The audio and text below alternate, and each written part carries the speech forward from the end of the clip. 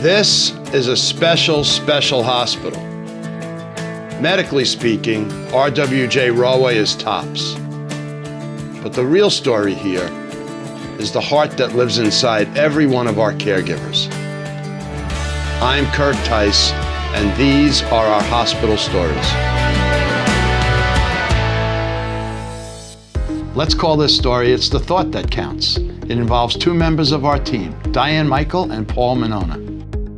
This duo was recently awarded our Star of the Month award for arranging the discharge of our patient, Vincent Caselones. First, a little about the patient.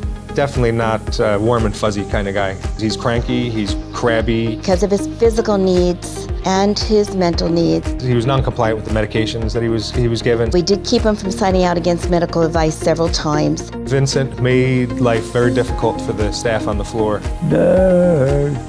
Oh, that used to drive him nuts.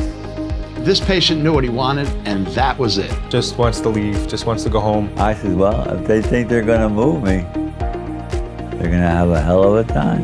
It was very clear that he wanted to go to his home, and Diane and Paul went far above the call of duty to see to his wishes. Our next step would be, let's see how safe the home is. Diane comes by, he says, hey Paul, you wanna go on a field trip? When we arrived, it was garbage that had been there for several weeks. It was just a real mess. How could we make this as safe as possible? So we went in, we just started getting rid of all the spoiled food.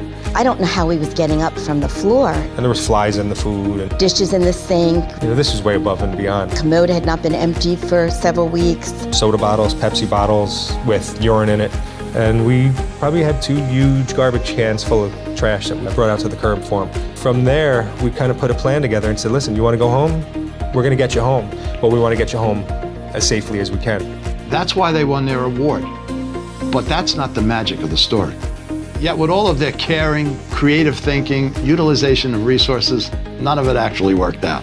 The first night he got there, the visiting nurse called us and said, this is not going to work. He's just laying in bed and not doing anything for himself. Everything that we did, all this stuff, all the efforts that we made just didn't work out the way we wanted it to. And at that point, we knew we had a failed situation. It wasn't what they did or didn't accomplish. It was the gesture, the thought, the effort, the genuine caring from the heart. This patient was moved. They changed him. I think we really connected with him. I think he saw that we really did care about him and we wanted to help him. He understood that we were there to help him because we cared. We wanted to help. If it wasn't for Diane or Paul, but I guarantee I wouldn't be around. I'd be dead. I would be dead.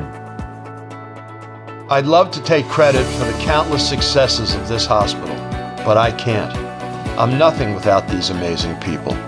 I look forward to telling you more stories so you can know better these people who are right here waiting to help when you need them.